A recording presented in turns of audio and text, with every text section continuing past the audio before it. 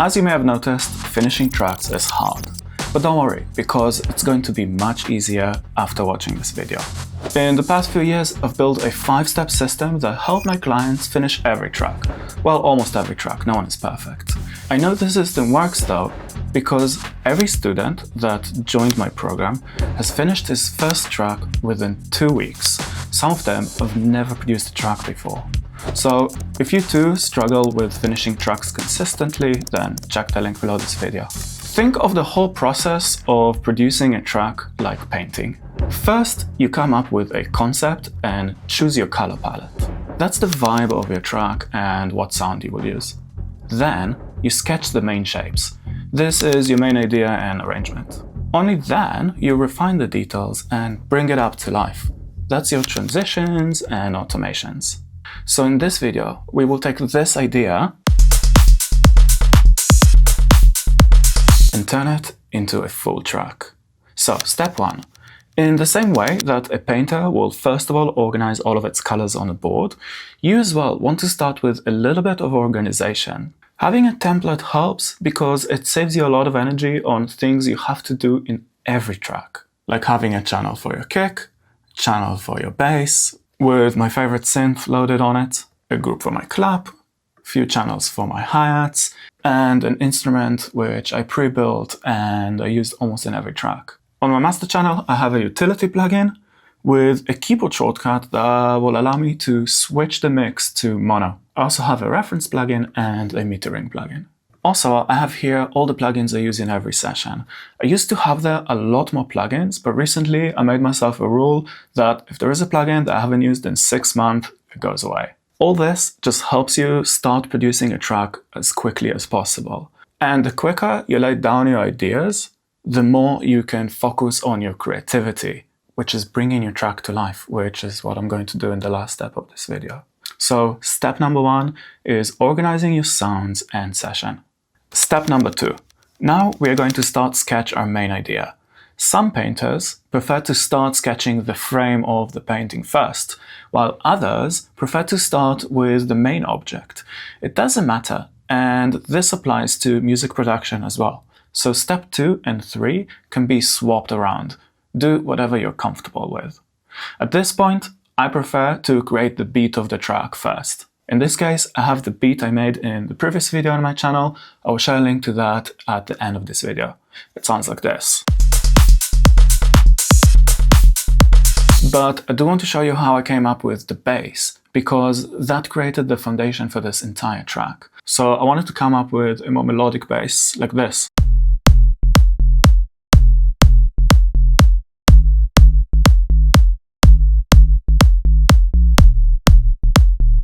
And the easiest way to do it is find a sample with a bass that has a rhythm that you like this one.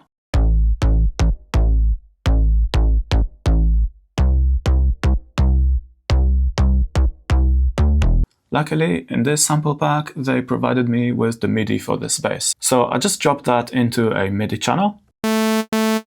So first of all, we need to change the note so it fits the scale of our track. We are working in F. So let's get this down to F, this down to G sharp, maybe this one semitone lower.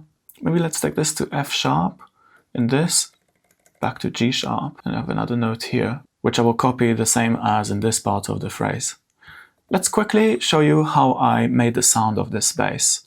I wanted quite a low and deep bass because I'm working on house, tech house, or whatever you want to call it. Let's start by taking the phase randomization to 0, attack to 0 on both envelopes, and we will take envelope 2 and shape it like so. So we have that more plucky sound. Let's activate filter 1 and take the resonance all the way down, and we will assign the envelope to the filter cutoff. So we clearly need to take these notes a couple of octaves lower. I want this to be a bit more deep, so I'm going to use a sine wave.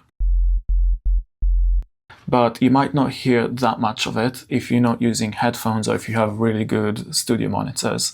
So we need to add a little bit of distortion to bring up the harmonics. Distortion basically add more harmonics, which make the sound appear louder, and it also gives it an interesting color. So in this plugin, Filterverse, there is one module that is called Cabinator, and this is an amp emulator. It has all of these different amps, and you can add a lot of gain, and it really helps to color the sound.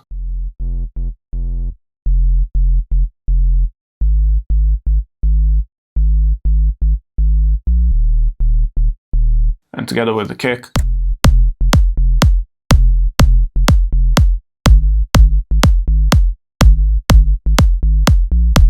so step 2 is creating the beat of your track. Step 3. Now that we have the frame of the track, let's create the main idea. So first of all, I took one part of my clap and some parts of my hi-hats to layer on top of the bass.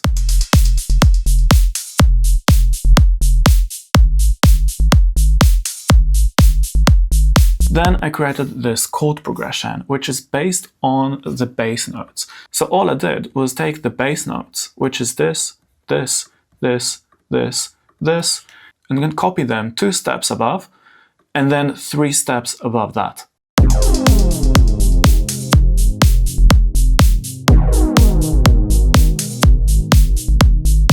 Then I wanted to create a little melody, so I took some of the notes of this chord progression.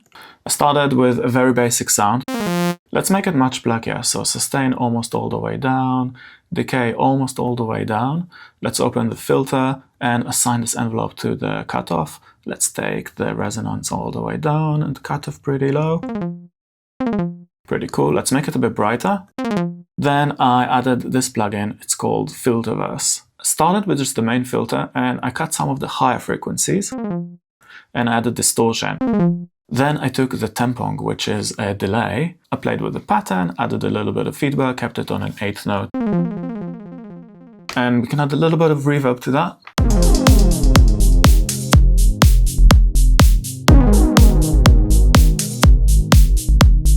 We can make these chords much darker. Let's cut some of the higher frequencies. Let's open a sequencer and we will assign it to the cutoff. If you click 24, it means 24 semitones. So the filter moves 24 semitones up and down. But let's make this much quicker.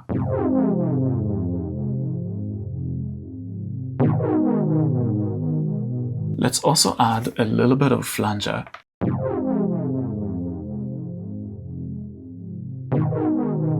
I like to create at least 3 ideas in this stage, and it will be clear why throughout the video.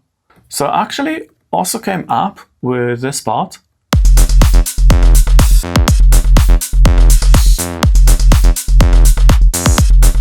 I thought this can be an idea for the drop of the track, but we will work on that in just a bit. At this point, nothing needs to sound exceptionally good. It's really tempting to just dive deep and creating cool sounds and make insane sound design for your track. But a painter won't finalize the main object before he finished the sketch, which leads me to the next step. So step number 3 is creating the main idea of your track. Step number 4. This is where most producers get stuck. You have your main idea, it sounds good, but you have no clue what to do next. Sure, sometimes everything flows naturally and you end up with a track you're really happy with. But more often you get stuck, you close the project in frustration, and you're either starting a new one or going into a rabbit hole on YouTube to try figuring out why your vocal or the kick of your track isn't sounding as good. So this part of my system is what helped all of my clients overcome this major obstacle and start finishing tracks consistently. So this is where we zoom out of the loop and start thinking about the entire track. So I have here a reference track which I chose before I started producing this track. It's in the same key and BPM. And what I want to do is mark where the intro starts and ends. So this will be part 1, this will be intro. Here I have a mini transition and a drop. We also have a break, and we can see that we have a drop right here, and that goes till the end of the track. So if you zoom out, now you know where to put your chords, where the transition goes, where your rhythmic part is, where the break, and where the drop.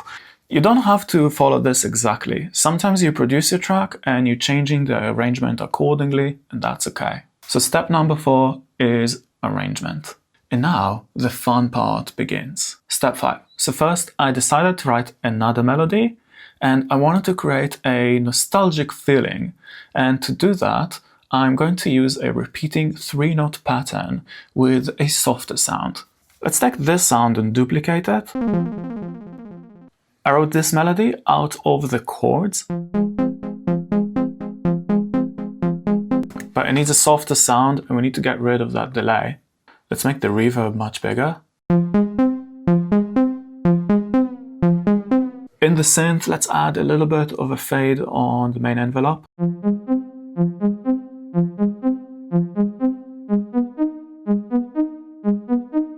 Let's add a little bit more movement with a sequencer and put it on a rate of 4. We'll change the shape to make it a little bit more stepped. So I added another filter, which is controlled by this macro. It increases the saturation, the filter, and the resonance. Then let's work a little bit on the drop before I create the transition between them. I want to take this sound and make it much bigger. So I started with the Evil filter, which is just a filter with a lot of distortion. Then I added just a normal filter with a little bit of modulation from this sequencer, and it's also on stereo, so it moves from side to side. Then I added another filter, but this time with an envelope follower. Then added a little bit of EQ to cut some of the boxiness of the sound.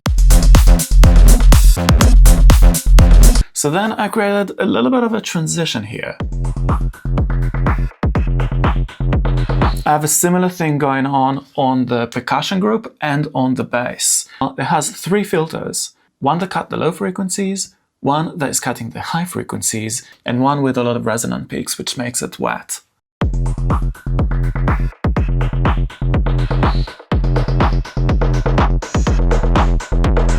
But obviously the sound's a little bit empty. So I took this filter, it's a free plugin, Filtron, and it's made by the same people that make Filterverse, just to cut some of the high frequencies of our synth sound. I will also automate the resonance.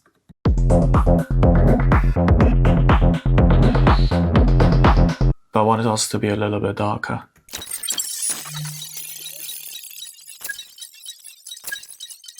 And let's add a little bit of distortion in the beginning of the sound.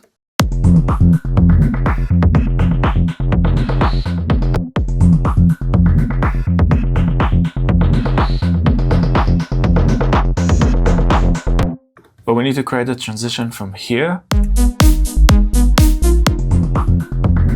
because it's a little bit abrupt. So how about, let's record this sound. So you have this little stub. I'll make it repeat a lot of times like this. I want to add a few filters on it. We'll start with cutting the high frequencies.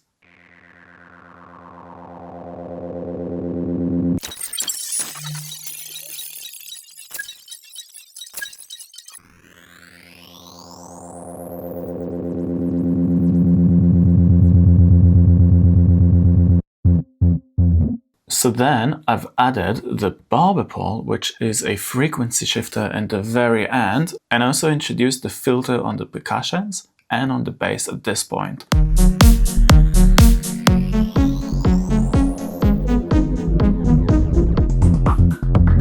I want to record this delay with much longer feedback.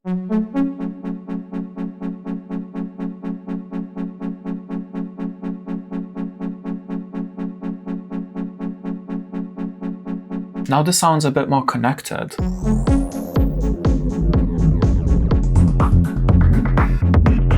I also took this clap, added loads of reverb.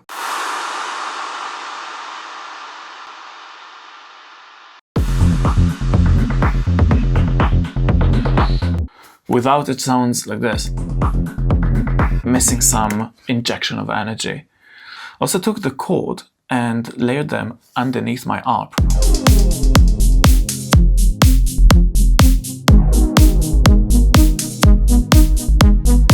The one more thing that we need to create for this part is a bass drop. So I have a synth with a sine wave and one big note at F sharp.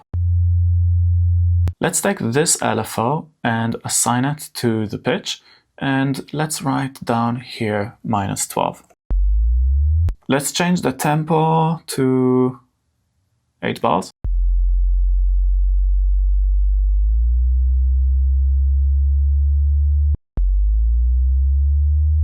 And let's change it from -12 to 12.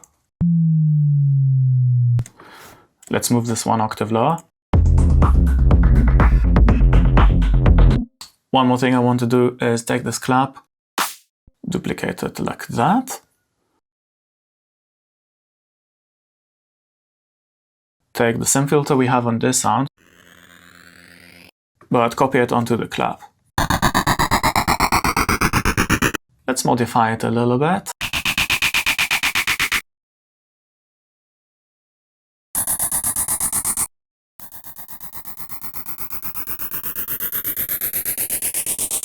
And now I have both of these sounds go together. Just adding a little bit more grit to that sound. So before we go and listen to the full track, we have a 6th step. It's a bonus step. And that is repeating this process again and again throughout your track. So you already have a template to write your track into.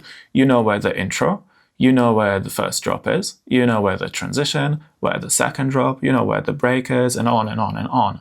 So all you need to do is what I did. Take some sort of a MIDI part that you came up with and start layering them together. You basically plant the seed and you get creative by doing, instead of just listening to the same loop and trying to make it sound the best you can. Follow the 5 steps in this video in every part of your track, the break, the drop, etc. and you will be finishing many more tracks much quicker. But if you want to watch me produce a track like this from scratch, the entire thing, and learn a system for every part of the production process, and join a private community where you can get constructive feedback for your tracks, ask questions, and join a weekly live stream, then check the link below this video. This will help my clients finish tracks and play in festivals, release music on big record labels, and get their music playing on the radio.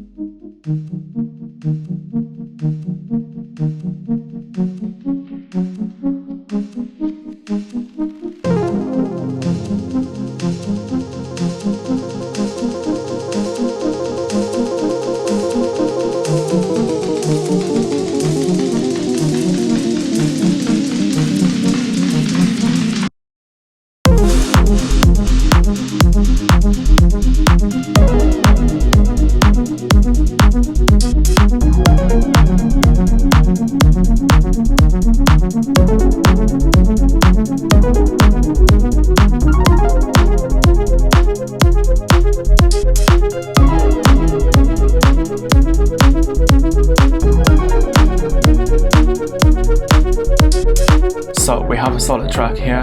If you want to learn how I made this beat, then go watch this video next.